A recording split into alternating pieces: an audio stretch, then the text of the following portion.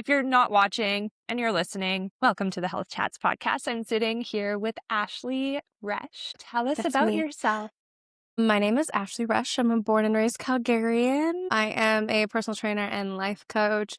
Formerly, I was a Playboy model and I did reality TV. So I've gotten a lot of lives that I've lived in the 29 years I've been on this planet. So yeah, I'm here. I'm here to talk about all things health, all things life, all things women. Yay! Yay! I'm so excited. I'm so excited. It's nice to meet you. I So know. this is our first time meeting.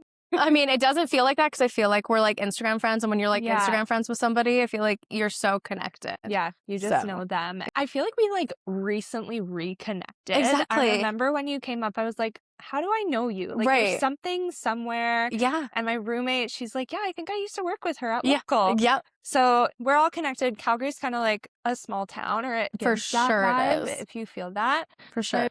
I want to dive straight in. Let's do it. I'm No, so no, curious. no. Ask all the questions. So you started in modeling and stepped a little bit into like fame, and you were in reality TV. Yeah. I want to know the entire journey, starting with Yeah. modeling. How Yeah. did you say, I'm going to do this? I always like had a desire for like, I don't know if it was like popularity or fame or just like wanting to be the center of attention. I think it was just like something I always wanted. Like, still very much like that. I think it's just the Leo in me, I guess. I don't know. Like, it's just, I've always wanted to be the center of attention. I've always loved to be the center of attention. So when I was a kid, I was like, oh, all these Disney stars are coming up. My parents were very strict when it came to not doing anything before I was 18. They were like, we can't have you in this entertainment world before then. And literally, like, probably 2 months after I turned 18, I got approached by Numa, which is like, I don't even know if they're still around, but like the local modeling agency here. And they were like, okay, we'll get you in. Did the headshots, did all of that. And then my first photo shoot was for Bridal Boudoir. After that, it was just like, I kind of just took off from there.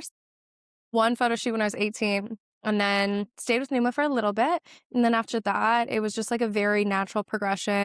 I was like applying for casting calls in Facebook groups and like on Facebook pages. And then there was this website called Model Mayhem, and it was like a MySpace page type of vibe, but for modeling. So I would do like one time I like got paid $100 to like get drawn for like an hour and a half. So that was really cool. And I remember that was like my first shoot where I was like, now I can say I'm a model, because it was the first time I got like paid to do it. Everything else was like a trade for content when content really wasn't a thing at the time. So I don't know what we were trading for, but I digress. It was a crazy experience because I did the management with Numa for a couple years, and then I was self-employed, like self-managing and self-representing for most of my career.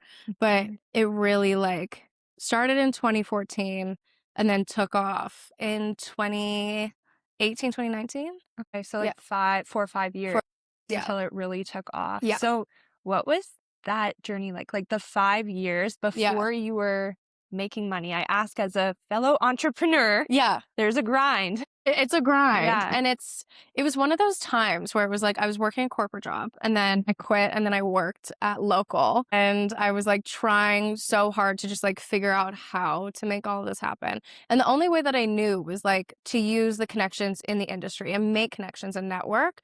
And so I would reach out to photographers wherever I was. If I was going to New York, I'd be like, I'm going to stay an extra 2 days and shoot, but I'll shoot with like 10, 12 photographers a day. Like I'll shoot morning to night. Like I'll get as much stuff as I can get done, basically. And so I did that for about 4 years. And then I think it was May of 2018, met a boy and he lived in California. And I was like, you know what? I'm going to like chase love, and I don't like crazy. Like, don't do that. If all your friends and your family are around you saying like, don't do this, listen to them. But like, this was the path I took. So I was like, you know what? I'm just going to go down to San Diego and live there. With this boyfriend at the time, I was making no money online. Like, this was like, there was no Patreon. There was no like Snapchat. There was nothing. There was nothing to make money on. And then I was just trying my hardest. And then I started doing like brand partnerships and promo modeling. So I'd come back up to Calgary, and then I'd go back, and then I'd be like living in the States, but coming back here and making money here because I couldn't make money in the States. And it was a really confusing time because I was like making probably $1,000 a month max. My boyfriend was making probably $1,000 a month max. Well, So it was a really rough time. Like there was more times than not where it was like, yeah, if I'm not eating dinner tonight and I know what I have to eat for the next like 3 days because I'm probably gonna get paid on Tuesday and like maybe I can ask my mom for some money on Wednesday. So like I don't know. It was a rough time. mhm. And then 2018 is when infamously OnlyFans came out. But it wasn't like it was a Patreon before it became what we know it is today. Yeah. And when it came out, it was like, here's a way to actually make money on the platform. Like, you don't have to do anything crazy. It was always like, just post your photo shoots. And I was like, finally. And my first month, I think I made like $3,000. And I was like, I'm swimming in money. Yeah. Like I'm rich now. And it was like, that's kind of what changed. And I went on a photo shoot trip. Where was it? Jamaica. And a bunch of massive photographers, massive magazines were there. My following, like, I was already at like 300,000 followers, but it really blew up after that and was consistent. And then I got noticed by brands and I got paid. Wow. And I was like, okay, now I'm actually like doing this and I can do this. Yeah. Yeah. Thank you for sharing. That's such a cool, it's like the hero's journey, Yeah. Yeah. and people see where you are now. Let me know if you can relate to this. They see where you are now and they think it's like, oh, she was always there. Like Yeah. she was just given Yeah. this. It's like you were handed everything. Right. But no, you put effort in. Like there were Yeah. years behind it. Also making $1,000 a month in Yeah. California too, like the most expensive Girl. place that you could probably choose. Literally. And I I had a car loan that was like $500 a month in Canada that I wasn't using. Like it was stupid, but it wasn't even that I had faith in, like, I didn't have faith in God. I didn't have faith in anything. I just was like, I have to do this. Like, I don't know another way. I just know bartending and serving, miserable, hate it. Corporate job, hate it. I don't want to be in Calgary at the moment. So like, I'm miserable doing everything else. So like, fuck it. Let me run for it, chase my heart, follow my heart, do everything. And it ended up working out for the better. Yeah, it was like a rough 6 months where it was like, I was partying a lot at the time. So it was like drinking, eating horrible food for you, and being dead broke. And it was like, it's the come up story, but it was a rough time. And you're so young back then So too, young. like still are, but I was like 22. you're finding your feet. Yeah. It's like, I don't even know who I am. No.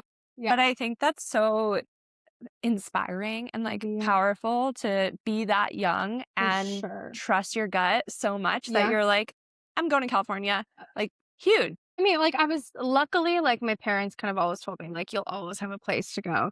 And I was always, like, very lucky in that. But I was also, like, a spoiled brat back then. So, like, I don't think I understood how many consequences there could have been at that moment. Like, I don't think I realized, like, how challenging it could have been if I went down there and we broke up, which inevitably we did. And then I'm, like, calling my mom being like, I don't know how to get home. And she's like, I'll get you, a plane ticket. And I'm like, oh my God, like, what would I be able to do if my mom wasn't there, like, willing to pick me up? And there was a lot of moments where, like, I think my naive mindset carried me through.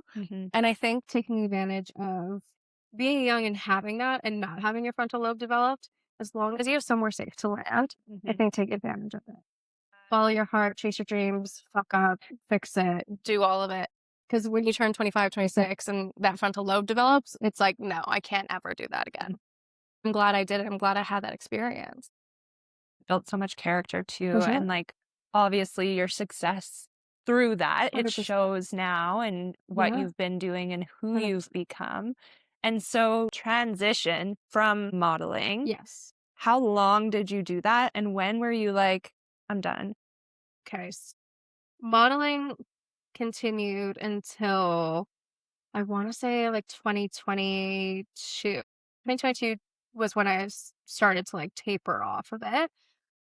Between 2018 and 2022, it was like, I'm not loving this. I'm not loving every aspect of it. Some of it is like really fun. But I think when I really noticed like a change was I was like, I feel like during COVID, it became something where it was like now it's pornographic. And pre-COVID, I found it was like always like creative. Like the other models and all of this stuff, we were always like wanting to like recreate guest shoots or like Playboy shoots from back in the day. Not for any reason other than just because like we were pretty girls that wanted to take photos. Like, that was it. And then post-COVID, I found it got, like, really weirdly overly sexualized. And the photos were, like, sexual in nature, but I always found them fun to make and glamorous and sensual, and it was fun. And COVID really changed that for me because it went from being, like, modeling to now, like, a lot of girls are, like, models, but also doing porn, which is fine, but it felt like there was, like, a really big shift in that industry. Why or what was it that I think it shifted? was just the money. I think a lot of Mm, people figured out on OnlyFans that they could sell more without having to put out that they're selling more and make a lot of money, and I think they just took advantage of that, which I respect, but it made the industry weird. Like, I remember doing a photo shoot in 20 I think it was in 2020. It was in Vegas, and it's when I was living in the States at the time, like, full time. And I went and I did a shoot, and I remember going to this house, and these were girls that, like, I'd previously shot with.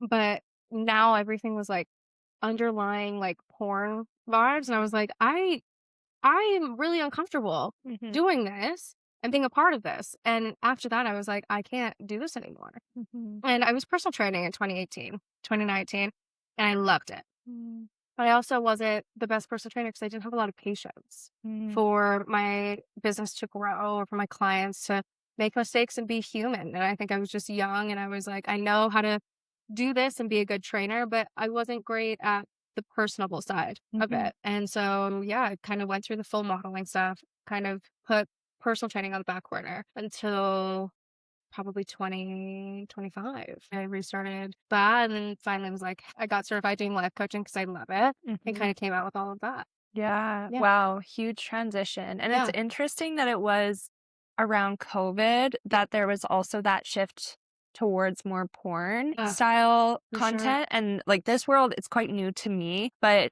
from like a human behavior standpoint and psychology, so many people were at home and Exactly. dove into, I think, like their addictions or like their shadow self, which 100%. like you probably know that language Oh, as a life coach. 1000%. So it kind of adds up in that way where it's like, okay, this is what people are wanting. This is what people are searching on the Absolutely. internet. Yeah. And it makes sense why the industries would just kind of like domino and follow that Yeah, too. for sure. Yeah. Well, it's exactly what you said. It's like people were like kind of like just falling into their addictions. There's like so much unknown during COVID and so much fear.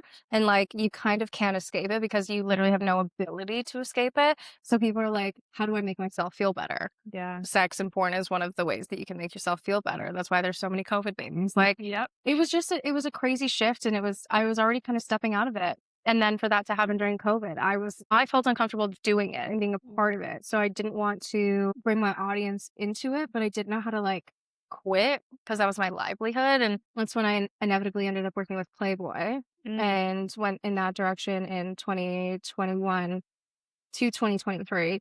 And it was a great experience working with Playboy because it was when Playboy was fully managed by women. So it mhm, was very empowering. And the trips that we went on, the brand trips, the parties were so like, it was all your girl best friends like hyping you up and like we're just all working together and it was amazing and it was great. It just wasn't generating the income that mhm. OnlyFans was. So it was a hard breakaway to be like, let me just do this because it's like you're watching some of your close friends make thousands and thousands and thousands of dollars more than you a day. And you're like always like with this temptation. And then you're like, no, I have to just stay with myself. It was challenging, Totally. but I'm glad I did because inevitably it's brought me here, which has been amazing. But it was Mhm. hard to like not fall into that pattern that I think a lot of people did. And that shows to me, like just speaking with you, a very strong sense of self and Yeah. knowing who you are. Cause there's always what I like to call shiny object syndrome, Yeah. where the shiny thing will come up and maybe it's in the form of a brand deal Yeah. or like a person or a place or often like these external things that we're like, ooh, but then our higher self, our internal self is like, no, like this isn't who you are. Your inner child is like, we probably wouldn't do that. So good for you for sticking to that. Yeah. And I mean, the lessons that it taught you along the way brought you to now what you're doing, which is life coaching Yeah. and personal Yeah. training again, because you used to Yeah, do 'cause I that. to do it, but Yeah. now it's like my big goal now is to make mental and physical health for women like as accessible as possible. Like Mhm. literally just yesterday, I posted a bunch of one-on-one rates on my stories just to share that you can book on my website now. And I had a lot of people tell me my prices need to be higher. And I was like, oh, that defeats the purpose of what I want, because I find now it's all about high ticket marketing, how to make more money, how to make more money, how to make more money. And I'm like, I get it. Money makes the world go, but it goes back to the same thing with like OnlyFans and the porn industry that like inevitably it became. Money has always like been my last object. It's just been something that's come with it, but I've always just like had that sense of self that you were talking about, like that like desire to be like, I love people, I want to know people, I want to understand people, Yeah. I want to help people inevitably. That is so huge. And I think that's what makes a person very successful. I was just having this conversation with my roommate yesterday or someone this morning about the detachment from things that were created by men. If you can do that, which money is a huge one that I think just has such a hold on people that they'll sell their soul in order to just like make a dollar. If you can detach from that, usually the money comes, which is the interest. It's genuinely like follow your heart and the money will come. It's so cliche, but it's cliche because it works. And I've always kind of like lived with that. And I'm always like, there's been times in my life, like even recently within the last 2 years, where I'm looking at my credit cards and my bank account and I'm like, if I had a house that I was renting right now, I would literally not be able to afford it. Like I've overspent, I've overstepped, I've overdone this. And then I look at my life and I'm going, well, what's wrong in my life? And I'm like, it's because I'm not doing anything for me. I'm not doing anything that feels good. My cup is empty, and then I'm like hoping that I'm gonna have the most successful monetary month of my life. And it's like those things don't coincide at all. Oh, that's so holistic of you. Yeah, I'm curious in all of that because like everyone's got a different mindset, usually shaped from our childhood and like our parents and relationships as we grow up. I'm curious where this mindset came for you because you're very driven. You can feel it. Is a incredible woman. Like my mom is my best friend. She's my hero. She's my like pillar of my life. Like she's my everything. And I was growing up watching her become very successful in the oil and gas business. And she's been a landman her entire career, but she's done it as a consultant. She's done it individually, and she's worked for multiple massive oil and gas companies. And she came from a town of less than 1,000 people where she was horribly bullied, grew up in horrible conditions, lost her mom at a very young age. And she moved to Calgary in Bowness, actually. At the youngest age, she was 17 years old, graduated from high school, and immediately started working. And then she was the first person in her school to ever do any type of post-secondary. She was living in a big city. She met my dad. They fell in love. They had 2 successful kids and a big house. And watching my mom, after hearing everything that she had experienced as a child and everything that got her here, it was like I didn't have a choice but to be exactly what she was, because she was my role model. She's my everything. I have to be like my mom. I have to do everything that she does. And I did. And I just followed what she did.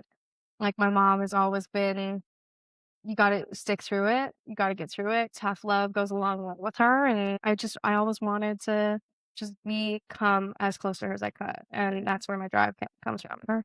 Love that. I saw this reel on Instagram the other day, and it was like when you meet a friend who isn't traumatized by their parents. Oh my God. See these? Yes. And it's actually so refreshing to have those conversations where people are like, actually, I love my parents. Love them. I love them. They're my favorite people in the world. Like people all the time, like always like the hate comments, oh, you did Playboy. Oh, you had this, you had that. Like, oh, your dad must be so disappointed. I'm like, first of all, me and my dad are going to see him tomorrow. Like we're besties, please. But my parents are people that like they started from nothing. My grandma was a first generation Icelandic woman that immigrated here. Like it's not a far stretch for me to see how we are so close to not having anything and to having such a different perspective and a different life. But I watched my parents like grow and struggle through it all. So now for me, growing up, there was no other option. I was like, I'm not going to disappoint them. I have to do better. Good for you. Thank you. God, I'm so curious in the industry, and I'm going to get to life coaching soon. Yeah, no, girl. I want to know more about a very external industry. So like you're taking photos, videos, content. How did you stay connected to your sense of self through all of that and what comes with it? I think for majority of my career, I wasn't. I think I was really like living a facade. Like I would go to photo shoots, do these photo shoots and go home and feel like a completely different person. Like I felt like it was like an alter ego, which at the time I was like, oh, this is so cool. Like I can go and turn it on. But then I was leaving and then I was like back to being like insecure and like having struggles with my own self-worth and confidence issues and all of this stuff. But I was like literally just on set shooting for a billboard, basically completely naked, and all these people are telling me I'm beautiful. And then I'm leaving, and later that day I'm like crying because I don't feel like I'm good enough for anything. Like I was really disconnected from it. I was like, I'm getting everything I want, but it doesn't feel good. So like, well, how do I bridge this gap? And I don't think until very recently that really started to happen for me. And I think that's why life coaching and PT like really came back to me, because I felt for like a long time, even filming the show that I did, I felt so disconnected from myself because I felt like for a long time it was an alter ego kind of running my life, which was like very fueled by a lot of alcohol and eating out and partying and the lifestyle and like the shiny objects, right? And then it really like transitioned all of that into a lot of anxiety and a lot of like really dark times. And then coming out of all of that, now I'm like, whoa, now I'm myself, now I'm connected. But it's hard being connected to any sense of self because when you're doing shoots in LA, everybody around you is so stunning. So then your self-image completely changes because I think we're taught as women so young that if there's another pretty girl in the room, she's the pretty girl. You're not also the pretty girl. Like there can't be two pretty girls. Like there's only one. There's only availability for one. And it always bred this competition. The industry always bred competition. So I think it was really challenging to have a sense of self in those settings. That's so honest. It's really interesting how we push past that. Like even when we know, our higher self always knows. We're so wise. Yeah. But we push past it anyways because our logical mind comes in and thinks like, well, no, like maybe if I try it. And I think it's a lesson it can't be taught. You just have to learn it, which sounds like you didn't. Like you gained so many cool experiences and like stories along the way. Absolutely. And so now, present day, you're a life coach, which we look at that modeling life coach. That's so different. Even when I posted about it for the first time, like I didn't really tell a lot of people like in my circle, like management and stuff like that I was doing it. And they were like, what is happening? And I'm like, just bear with me. Just stick with me, fuck with me. Like, let me show you like what this is about. And I had a lot of people because I was so angry for so many years of my life that I think when I first had like initially come out and said that I was doing this, people were like, pause, girl. Like, who are you to be saying this? And I was like, just bear with me. And the amount that I've grown in the last like year and a half, but specifically like in the last, I want to say like year is like astronomical. Like my friends, my family, the closest people to me are like, you aren't even remotely the same. Yeah. And it's just because like I've gained a lot of perspective and that's why I've always just been like, just be patient with me, but this will all make sense why I did it. And it was a jump, but it was always because my end of the goal day baseline of what I wanted was like, I wanted to know a lot of people, I wanted to experience a lot of life, and I wanted to help people in whatever way I could, whether that was like with like confidence or whether that was just like by posting cute photos online so they had distraction during COVID. Like I didn't care what it was. I just wanted to like be seen and see others. And it just always felt really authentic to me. It's so cool, the journey of that. Like, you know what your values are, and it doesn't matter what you do. Like I always say, like, I don't care how you get there, just get there. Exactly. Right? Like it doesn't matter what that how is. And I think often like we're looking for the how before actually like taking action on it, when really it's like, no, I'm just going to do this because it feels good. That's how you live. And so now, life coaching, I want to know, what was it in the last year and a bit that like really shook you up enough? Because that's usually what it is. Some sort of rock bottom maybe, where you said, no, we're changing and we're growing. So after I filmed the show I did, which was MTV on the X on the Beach, I like went through a bout of having like, and I've always had anxiety and depression, but I had the worst anxiety and depression that I've ever had in my entire life. And I was like basically housebound most of the time. I went to the gym at like 6, 7 a.m. with a trainer just because I like have been a personal trainer forever, but also wasn't confident enough to be in there by myself, but didn't have friends because I wouldn't leave my house. So like I was doing all of these like crazy performative things because I was just like so anxious in my own body. Like I couldn't get rid of it. And then I went and I kind of experienced the premiere of the show, and it was a lot of anxiety, and I was drunk for like literally I think like 5 days straight. And after that I was like, okay, something's got to give. Something's got to give. I got into a relationship, and in that relationship he really pushed me to like get out of the house, start stepping into things. And it was really uncomfortable for me, but I will always credit him in the fact he wasn't a great boyfriend and we didn't have a great relationship, but he was a really great support. And he really pushed me to get out of my comfort zone. So I got out of my comfort zone. And then when we inevitably broke up, I was like, why should I change that? Because he's not here. I should just get better at that. So then I was like, you know what? Fuck it. We broke up. I'm dead broke. Got nothing to lose. All my stuff's in storage. I'm going to start traveling, and I'm just going to see what I find along the way. See who I find, see who I become. And I did that, and I traveled basically all summer. And then I was like, wait, this makes sense. Like I want to help people again. I want to do this again. And that's when I was like, let me restart, start posting on Reach with Resch again. Started doing that, and it just felt really natural, and it felt really like authentic, and I was reconnecting with old friends, and I was reconnecting with like all these people, and it just felt so much better. And I was like, okay, this is what I'm supposed to do. And then life coaching was like, how can I basically become a therapist without becoming a therapist? Because right now I want to start doing it now. I don't want to wait 4 years to get my degree. How do I do it now? And I went and got certified with Jay Shetty, and that was an amazing experience. And I was able to do that. And then now I'm able to life coach, and I feel really good about it. I have a lot of knowledge about it, and I'm interested in doing it, and I care, and I want to be in it. Like, and it's so enthralling for me. Love that. It sounds like you had so many life experiences in such a short period of time too. Like obviously you've had all of the stuff prior. Yeah. But that question of like, okay, what really happened? Yeah. Being in a relationship where someone maybe saw the light in you that you didn't see yet. Yeah. And then them leaving and you choosing to continue to shine your light brighter. And travel is huge. Like if you're listening to this and you haven't traveled, especially solo, like do it. Like God too. Like I think the biggest part with his and I's relationship ending inevitably was it was the first time in my life that I chose myself instead of choosing a man. Like I've always let other people make decisions for me, tell me where my life's gonna go, where my career is gonna go, who I'm gonna date, what I'm gonna do. Like I always just like kind of let people lead me. And I was like, that relationship ended, and I was like, no, this is my life. I don't want to get in a relationship with you again. I want to travel. I want to see my friends. I want to do all of this stuff. And I was like, fuck it.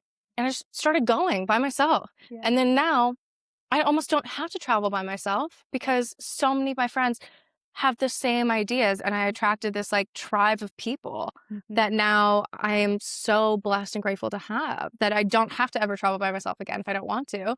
I do still want to though, because it's amazing. It's so fun. It's so good. I can relate to, I mean, similar story for me years and years ago where I was in a really like deep depression and anxiety, and it was after a relationship for me where it happened, but very similar where it was kind of like I looked myself in the mirror and I was like, okay, I either choose the same path that I've been choosing that I know hasn't been serving me, or I choose to wake up every day and be grateful and do my absolute best and shine my light. I mean, yes, well, that's the hard path. Yeah. Because it takes effort and it takes looking at yourself in the mirror over and over and over again. It's the most fulfilling. Exactly. And I think that's where the attraction comes in, like the law of attraction, where now 100%. all these people are coming into your life. Yes. And tell me if you can relate to this. Like one of my biggest fears after ending my long-term relationship, which was a while ago now, it was the fear of being alone. Yeah. I've never felt less alone. No. And that's the thing. Like it was always for me, like a validation, a combination of validation and being alone. Like for me, I always was like, I want to be in a relationship. Like I am a hopeless romantic, retired hopeless romantic. Now I'm a hopeful romantic. I'll change it. But I was just chasing like what I thought I was supposed to be doing. Like in my head, I was supposed to be this like successful woman, like this pretty girl doing all of this stuff. And I'm supposed to have a man, but like everything's great. I just don't have a man. So like, let me find ways to do that and get that and like chase that. So it was a lot of validation for me. And so I would end up in these relationships that were like so unbelievably toxic for a million reasons. And then essentially I just was like, you know what? I'm done doing that. And I was terrified. Like when I made this choice to finally choose myself, I was like, I'm going to be alone forever and I'm never going to find my person and I'm never going to find my people. And now I'm like, okay, first of all, when my person does come, they need to be ready for everything that's a part of it. But like you said, I've never been less alone in my entire life than choosing myself. Like I have reconnected with so many of my friends, found so many new friends, and like I love my life now. And I'm like, wait, alone? If this is alone, I'll take this. Yeah. I'll take this alone any day of the week.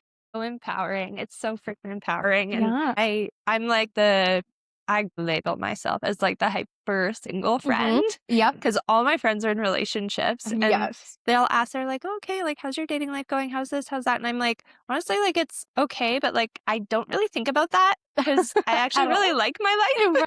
It's good. Like if a man makes his way in, like I'm not on dating apps. I tried that for a minute. It sucks so bad. But I'm like, yeah, if they come in and they like fit into my life, cool. But I'm good without it. Yeah. Like that's I'm in the exact same boat. Like same thing. Tried doing the Hinge, tried doing the Tinder, and I was like, this is overwhelming. And I like to think that I would actually go on a date with somebody from those apps, but I don't think I would just because there's a level of like disconnect that I just can't get past. So tried doing that, couldn't get through it. And then now it's like, I'll have some friends, most of them don't even ask anymore because they know the answer is going to be like, nothing's going on over here. Like I'm good. Like, and I'm the third wheel for all my friends, but it's because I love my friends and I love my friends' partners and I love the relationship that they have, the relationship I have with their partners individually, the relationship I have with my best friends individually. Like I love the dynamics we have and I love being the third wheel because it's fun and I get to hang out with my favorite people and they happen to be in love and I'm like, cool, you guys can go do your thing. Yeah. But I love being here and witnessing love because it also shows me that my person is out there and that this is going to happen and that it is possible. I just have to be patient. Yeah. Oh, that's so special. So special. We're very much mirrors because similar life. 100%. So I want to talk now about life coaching because one, love Jay Shetty. He was like my OG podcast before I got into anything, before I ever took action. Yeah. I was listening to Jay Shetty for like 7 years. Yeah. And so knowing that you did his course is like amazing. Yes. I want to know, how specifically do you help women process? So specifically, I like working on confidence and also like helping people kind of find their path and finding their whys, I think is my big part. I like to look at every session as a couple different things. It can kind of be however you want to tailor it, right? Like I have a lot of clients that want to help with social media content just because they need that extra accountability. I have a lot of clients that are like, no, I just need you to ask that I'm like eating the right food and doing everything. Then I have other clients that were like really in depth doing a lot of talk therapy on their different aspects in life. So I really tailor it to what my clients' needs are. But my philosophy is trying to keep physical and mental health as tied as I can. Almost all of my clients, life coaching or personal training, end up switching and doing the other. Just because when I do my personal training check-ins, one of my first questions is like, how are you doing now? How is your mental health? Because if your mental health isn't getting better with this physical health, we need to change something. It needs to work. With life coaching, if your physical health isn't getting better because you don't want to take care of yourself more, why? What are we missing in our life coaching sessions that we're not finding? So I think for me, finding a way to bridge that gap between physical and mental health has been the most important thing to me because I find whether it's just a life coaching client or just a personal training client, it's so tied together. And if I can have somebody commit to like even just a little bit of both, it's life-changing for them. It's huge. They're not separate. I'm a yoga teacher as well as a coach. And if I don't say that line in my class, I'm like, I missed something. I say it like they're not separate. No. we have a mind, we have a body, they're all intertwined and working together. Exactly. Yeah. So that's really cool. So you work with women. Yes. Specifically. You said it's kind of on like a mix of different things. Yes. But if you had to describe your ideal client, Yes. like what are they going through right now and Yeah. where are you going to get them to?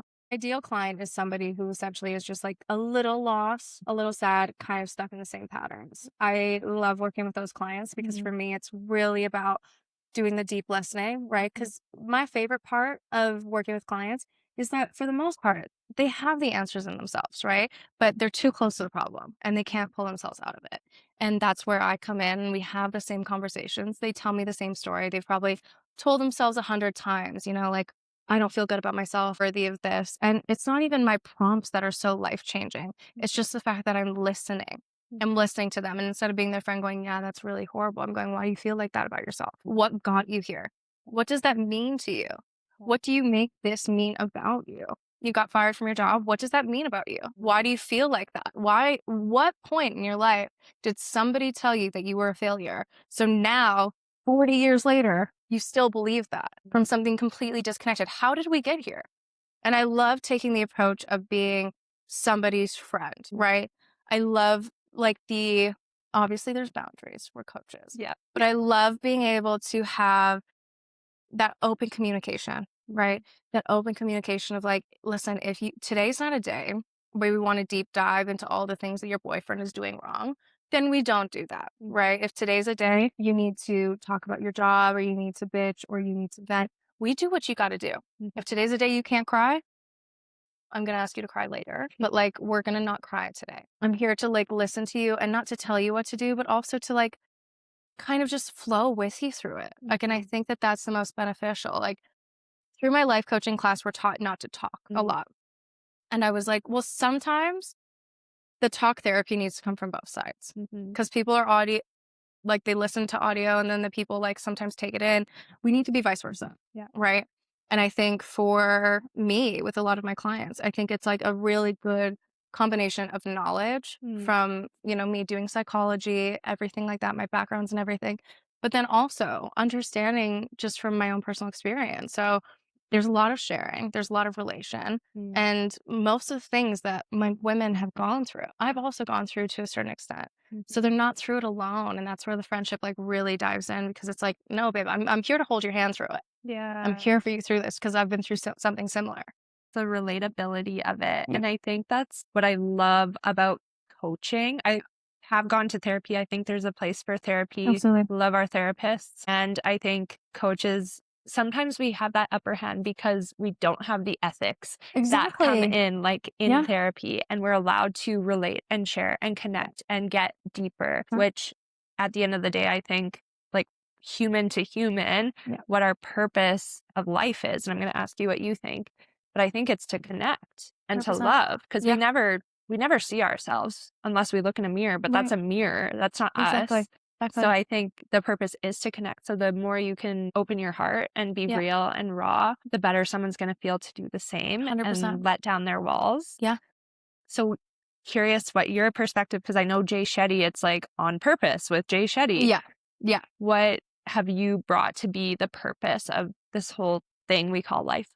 For me, I think it's finding love and having joy. And like, I think joy and happiness, but mostly is like utter contentment. Contentment is what I chase. I don't chase like to be on the feeling that I get when I hike the mountain and I'm like, I finally made it to the top. I like chase the feeling when the hike feels easy, when I would know that like, oh, all the hard work I put in the gym feels good and I feel at peace and I feel content. Like, I think for me, my purpose is just finding utter contentment in everything that I do. Like, and I really chase that. I really chase peace and joy and experience in every aspect because that's all I want. It's all I want is for everybody to have that because I think it's once you experience it once, it's like such an overwhelming feeling that you want to experience it in everything. And now that's why I've gone from being like such a crazy over the top party girl to being like so chill. Like I'm like, whoa, like so opposite. I would be exhausted by 25-year-old me now. I'm like, girl, take a breath, just sit down, like read a book, you're good. And I think it's because my reasoning is just always about like having the most enjoyment out of life that I possibly can. And that's my why. So I love that. If 25-year-old you came to you now and saw you, what would current present day Ashley tell her? Down. You've got so much more time than you think. And also, if you just take a step back, take a couple of deep breaths, and take care of your mind the way that you tell everybody else around you to take care of your mind, you will thank yourself so many times over. And maybe you'll avoid some bad things that come along your way. Because it's not that your friends are out to get you. People aren't out to get you. Nobody cares enough to be out to get you, babe. Nobody is.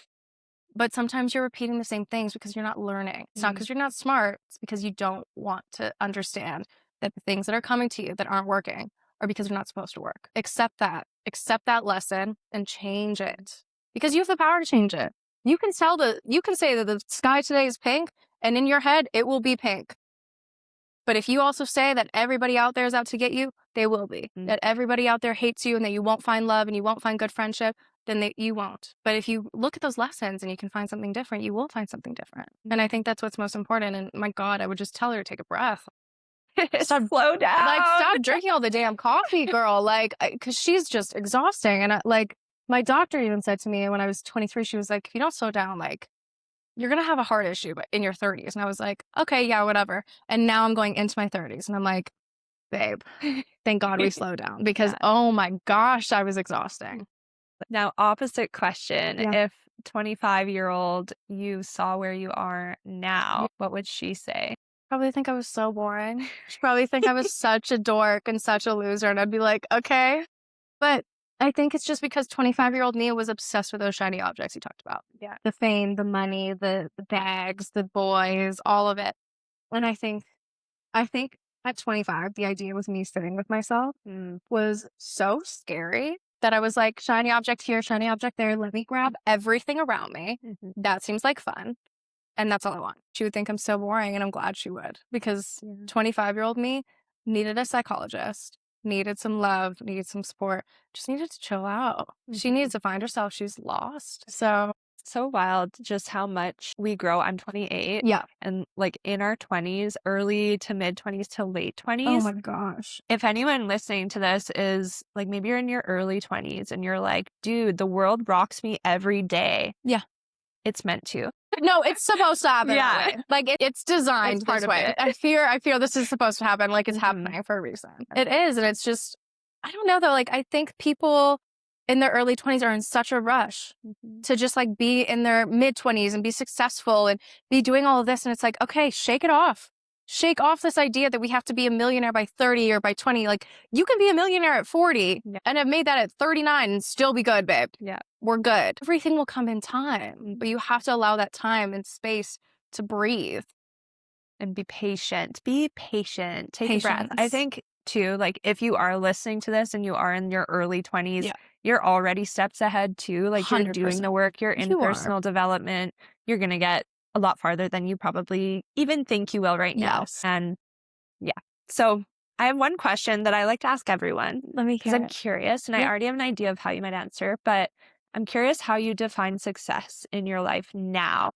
Success for me now is, I think it's just being able to wake up and be happy where I'm at. Not waking up with regret, not waking up with frustration or stress, not dreading to do anything. Like waking up and being excited about my day. That's like my ultimate success. So good. Yeah. Well, that is all the questions I really had. Do you have anything else that you're like, I want to share this? Honestly, no, your questions are so good. And I love this because it feels like just such a natural conversation between friends. And I love this because I find these conversations for women in their late 20s are so prominent. Like I have them with my girlfriends all the time. I know that you probably do. And I'm so glad we were able to share this because it's just such an important conversation to have. Thank you for being so open. Thank you for coming over and doing this. Your house is so cute. Okay, if anyone wants to reach you, reach out.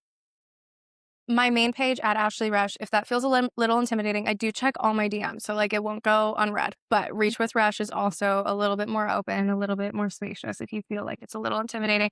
Or send me an email on my website. That's totally fine too. But I check everything, so it never goes unread. Amazing. Thank you so much, Ashley. Thank you for listening. Bye. Peace and love.